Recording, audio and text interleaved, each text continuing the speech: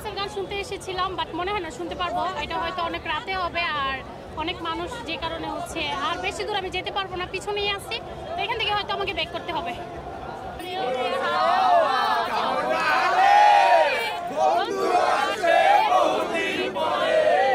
Open concert হচ্ছে, খুব excitement, কালকে থেকে আসবো। কালকে এসে একবার রাত 1টার সময় ঘুরে গেছিলাম, এখান থেকে অ্যারেঞ্জমেন্ট দেখতেছিলাম, কিন্তু আজকে এখানে এসে তো স্টেজ পর্যন্ত যাইতেই পারতেছি না। তার উপরে কে গাইতেছে কি গাইতেছে কিছুই জানি না, কোনো মজাই হচ্ছে না। আর ওরা সামনে মানুষের গান শুনতেছে, এখানে যারা আছে ওরা তো যেতেও পারবে না, তো ওদের উচিত ছিল পিছিয়ে কিছু সাউন্ড বক্স দেওয়া। কিন্তু ওনাদেরকে জিজ্ঞেস করেন কেউ কোনো গানই শুনতেছে না, তো বলবো না ভালো লাগতেছে, উন্মুক্ত করেও। এখানে কোনো সাউন্ড বক্স নেই, সামনে কয়েকজন দেখতে পারতেছে, আমরা কেউ তো শুনতে পারতেছি না, ওইখানে আমরা যাইতেও পারবো না, তো আমরা তো কেউ এনজয়ও করতে পারতেছি। হ্যাঁ, পিছিয়ে যদি সাউন্ড বক্স থাকতো আমরা শুনতে পারতাম। ব্যথা রে আচ্ছা রাতে সোনার বেলা রে। আর কি গাবো, যে তুমি কোন শহরের মাইয়া গো লাগে ওরা তো।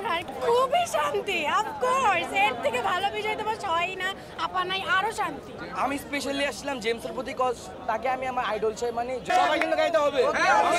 আমার সোনার বাংলা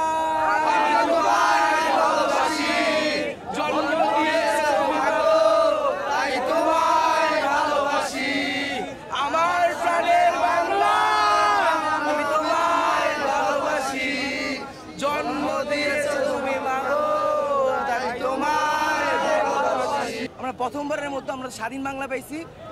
আপা নাই, আপার প্রেশার নাই, বঙ্গবন্ধুর প্রেশার নাই, জয় বাংলা বলতে হবে না, স্বাধীন বাংলা পাইছি। এইভাবে আমরা খুব খুশি, খুব আনন্দিত। কনসার্টটা হয়েছে তো আরো আপনার খালি খোলা মাঠে হইতো, সবাই দেখতে পারতো, সবাই এনজয় করতে পারতো, কিন্তু এখন যে বীরের বাদে অনেকে দেখবে, অনেকে দেখতে পারবে না। আমার জেমসের গান হলো আপনার কত ভালোবাসা তোমার জন্য রাখা, সে কথা তুমি যদি জানতে, বুক ছিঁড়ে দেখাতে পারতাম, তুমিও যদি কানতে।